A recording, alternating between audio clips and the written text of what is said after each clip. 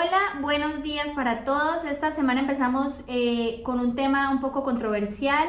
La gente a veces le preocupa por qué los diezmos y las ofrendas deben de darse y por qué el pastor se las tiene que quedar. Bueno, a veces nos preocupa más qué hace la persona que las recibe y nos olvidamos de entender qué pasa en nuestras vidas cuando nosotros lo hacemos o lo practicamos en nuestro hogar, ¿cierto? Entonces, vámonos al manual de vida donde siempre tenemos todas las respuestas a todas las preguntas, que hoy nos queden las dudas despejadas a todos, así que quedémonos hasta el final. Vámonos a donde inició el primer diezmo y por qué se hizo. Vámonos al libro de Hebreos capítulo 7 del 1 al 3. Este Melquisedec, rey de Salem y sacerdote del Dios Altísimo, salió al encuentro de Abraham, que regresaba a derrotar a los reyes, y lo bendijo. Abraham a su vez le dio la 10ª parte de todo. El nombre Melquisedec significa en primer lugar rey de justicia y además rey de Salem. Esto es rey de paz. No tiene padre ni madre ni genealogía. No tiene comienzo ni fin, pero a semejanza el Hijo de Dios.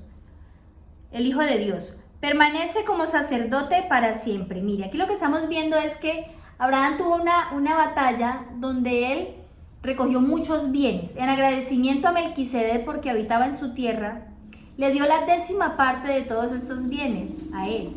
¿Y quién es él? Es la representación de Dios en la tierra, es el sacerdote. ¿Y por qué lo hizo? Porque él lo bendijo. Entonces, en este momento estamos viendo que el primer diezmo se hace por agradecimiento. Por agradecimiento. Vamos a ver agradecimiento aquí. Aquí ya habían pasado muchas generaciones. Abraham le enseña esto a sus descendientes, que son Isaac, Jacob, y todos ellos le enseñan esto a los hijos de sus hijos. Y ellos empiezan a implementar esto del diezmo, y lo entregan a la persona que representa a Dios aquí en la tierra, que son los sacerdotes. Entonces, vámonos a Deuteronomio 26, 9, 10. ¿Por qué agradecen ellos? Vamos a ver. Ya aquí en esta parte ya habían pasado muchos años y mucha de su descendencia ya venía haciendo esto del diezmo, porque Abraham fue el que lo implementó. Nos trajo a este lugar y nos dio esta tierra donde abunda la leche y la miel. Por eso ahora traigo las primicias de la tierra que el Señor tu Dios me ha dado. Mire que ahora hablábamos de diezmo, ahora hablamos de primicias. Entonces aquí lo que nos indica es que el diezmo es lo primero de que nosotros debemos sacar. Por ejemplo, usted le llega un sueldo. Lo primero que usted debe sacar es el 10% de ese sueldo ya, y con lo demás usted sustentar. Ahora, no se me vaya a alterar, espere un momentico que vamos de verso en verso para todavía una explicación.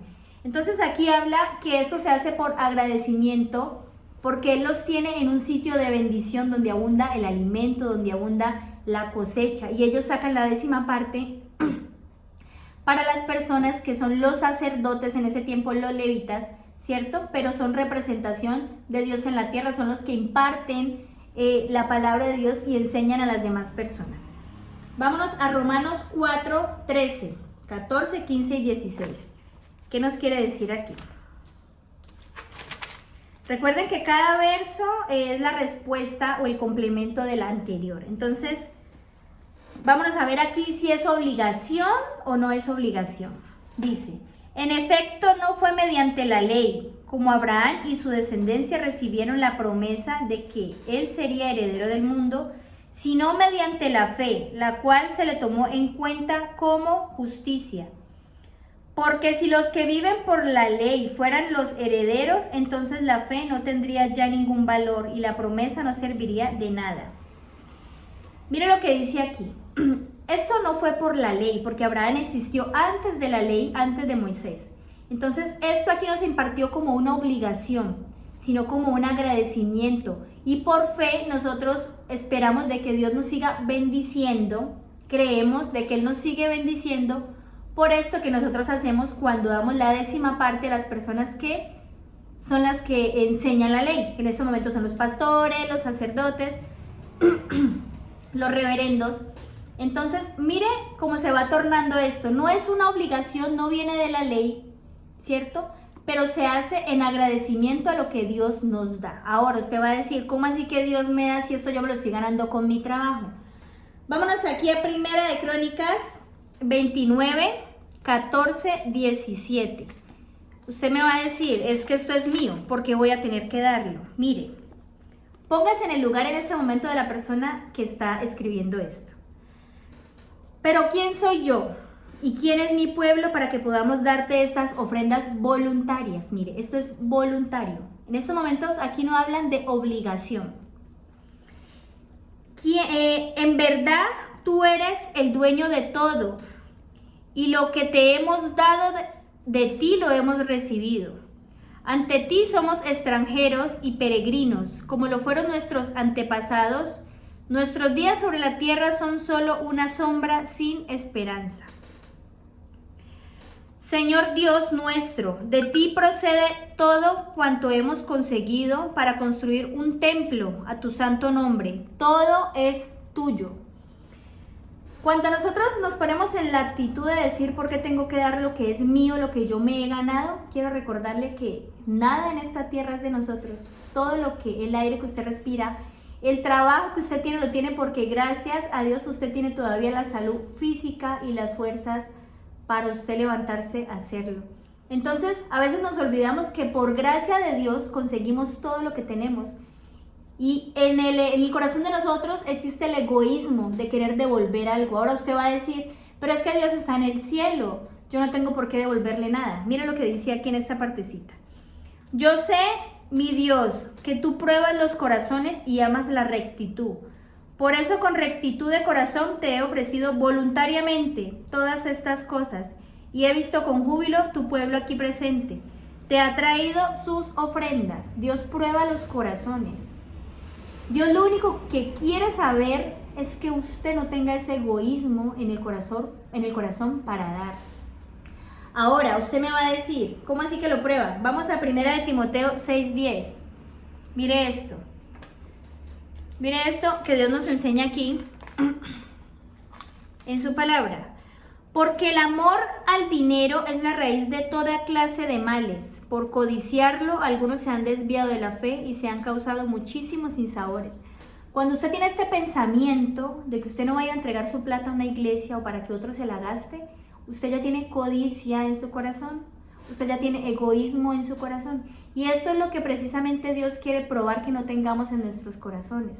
Créame que Dios, si usted no le da a la iglesia lo que debe de darle o al pastor o a donde sea que usted vaya, Dios como quiera va a sustentar a esa persona que está allí, dedicando su tiempo y dedicando su vida a enseñar la ley o a enseñar su palabra. Entonces, que usted tenga ese sentimiento, lo único que le afecta es usted, porque la promesa para ellos se cumple sí o sí, independientemente de que su diezmo o no vaya a parar allá. De que usted vaya y agradezca a Dios de que usted tiene salud, de que usted tiene vida, gracias a Él. Entonces, en el corazón de nosotros empieza esa codicia, empieza ese egoísmo y ese amor por el dinero de no soltar una parte de nosotros para que otro pueda sustentarse con eso.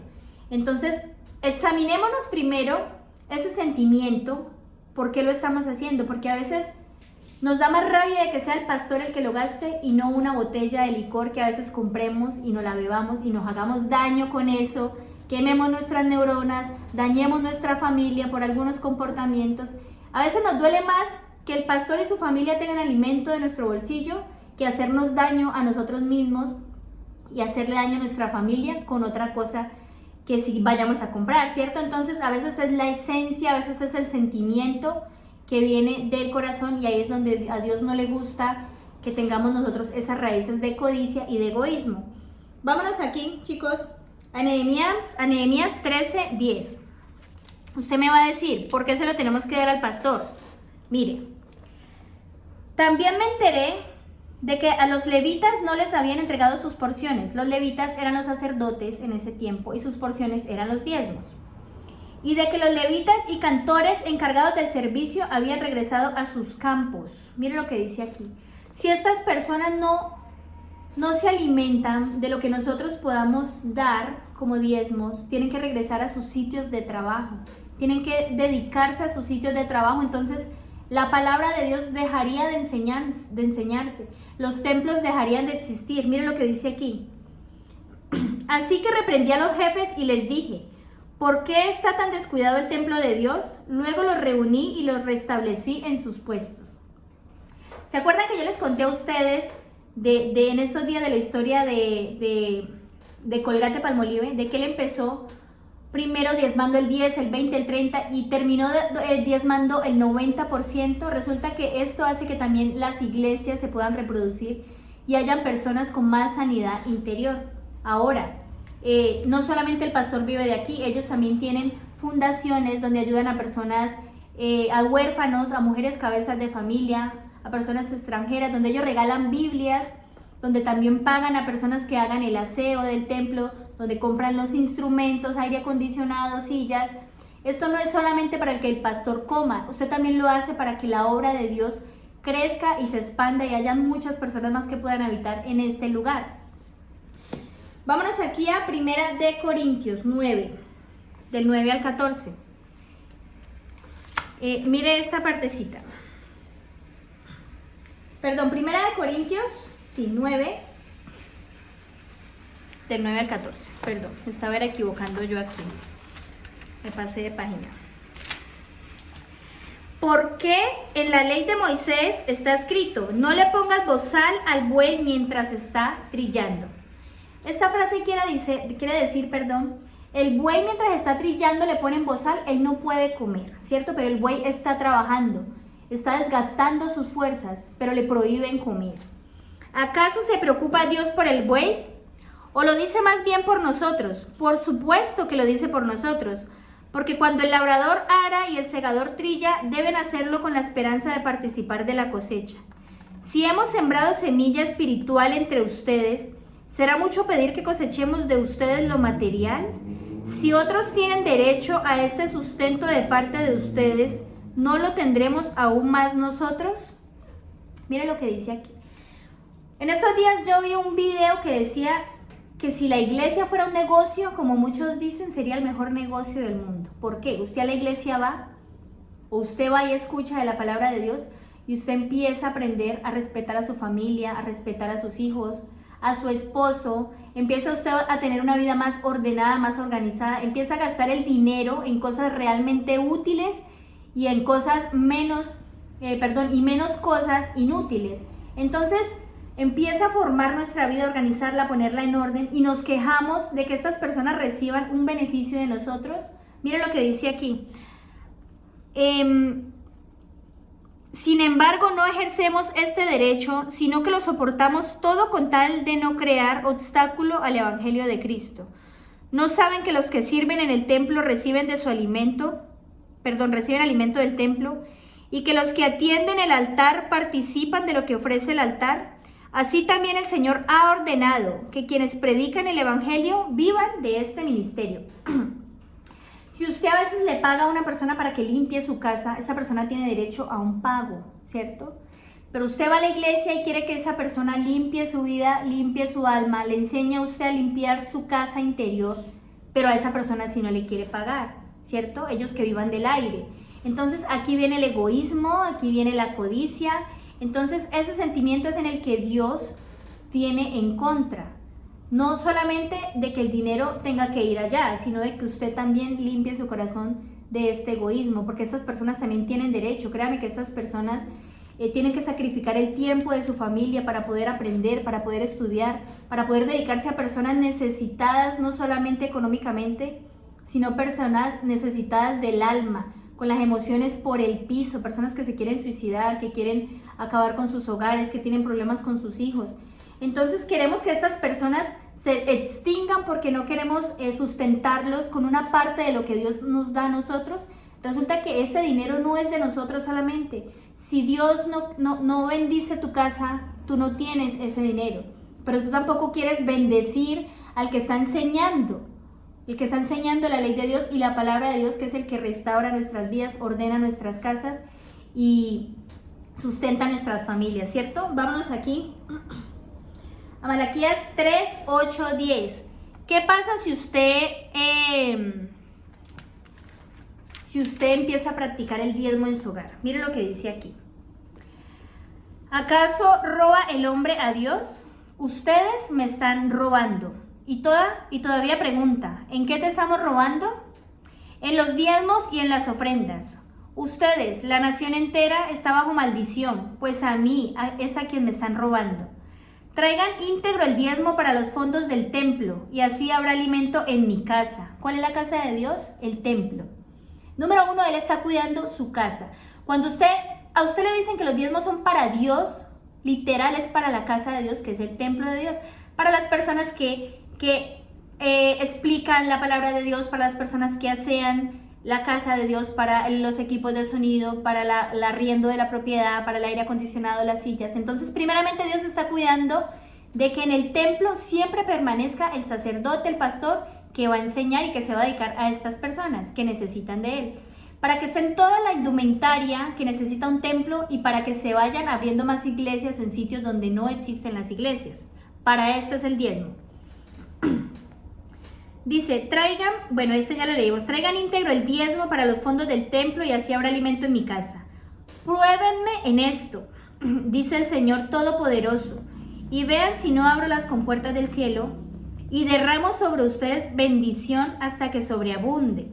Exterminaré el devorador para que no arruine sus cultivos y las vides en los campos no pierdan su fruto, dice el Señor Todopoderoso.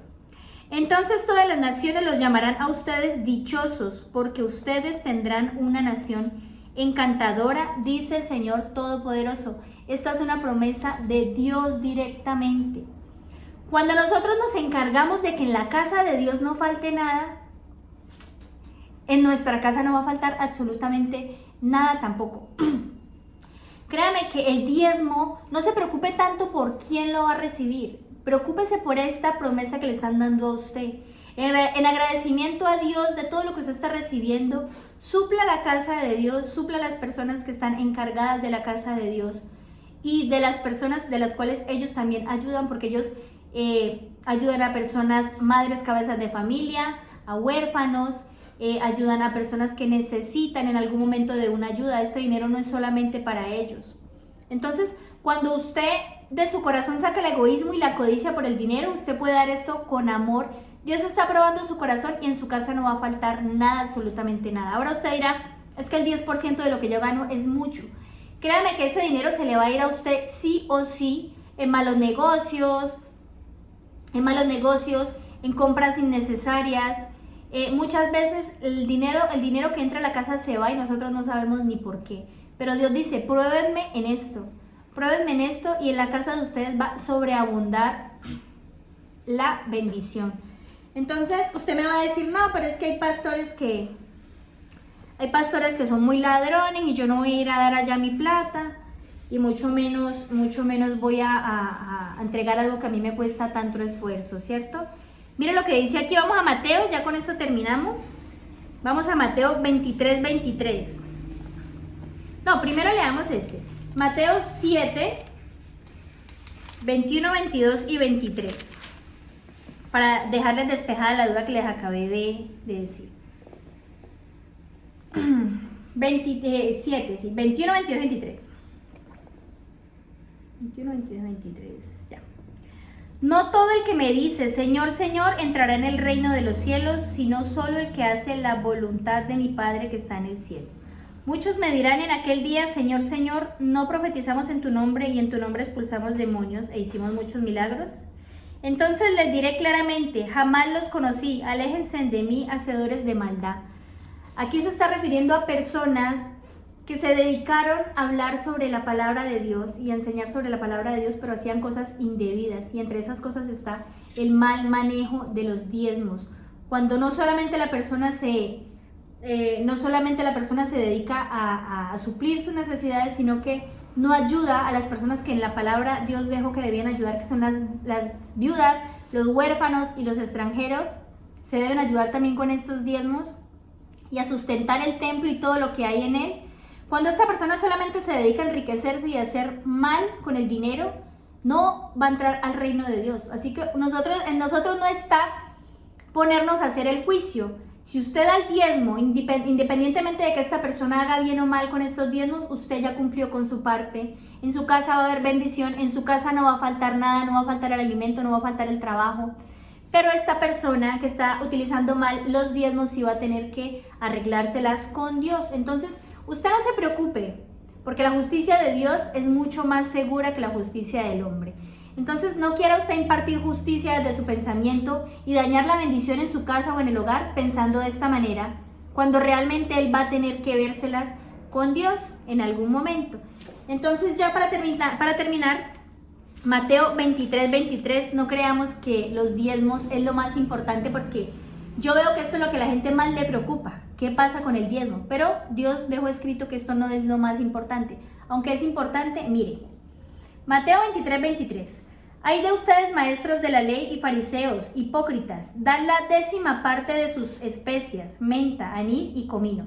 Cuando hablan de la 10ª parte hablan de los diezmos, pero aquí hablan de algunos alimentos, porque en ese tiempo no existía el dinero, sino que la riqueza de ellos venía de las cosechas y del ganado. Pero hoy, en los tiempos de nosotros, la riqueza ya es en dinero, en efectivo.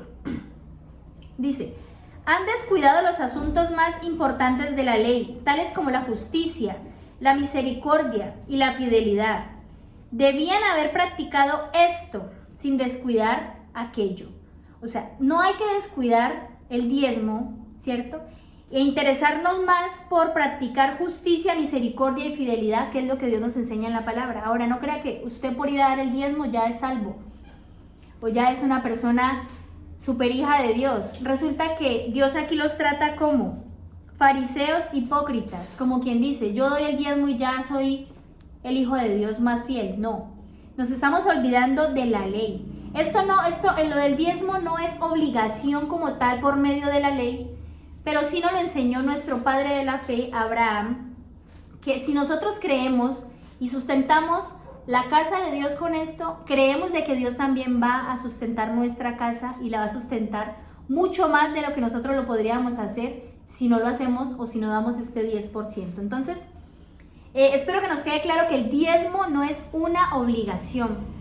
No es una obligación, pero sí es un mandato de Dios por fe, a que nosotros de nuestro corazón saquemos el egoísmo, la avaricia y la codicia y sustentemos su casa, que es aquí en la tierra, la iglesia, o las personas que están impartiendo su palabra y enseñándola, las personas que están limpiando nuestra casa interior, las personas que nos enseñan a llenarnos del Espíritu de Dios. Entonces, con esas personas sí queremos ser egoístas, ¿cierto? Pero a veces gastamos el dinero en cosas que realmente no hay necesidad de gastarlas. Entonces, eso es porque hay un sentimiento que no es bueno en nuestro corazón.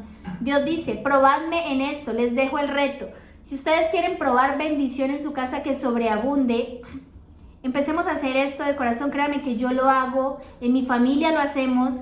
No lo hacemos con ningún sentido de egoísmo ni con ningún sentido de avaricia, porque creemos fielmente de que en nuestra casa no va a faltar nada.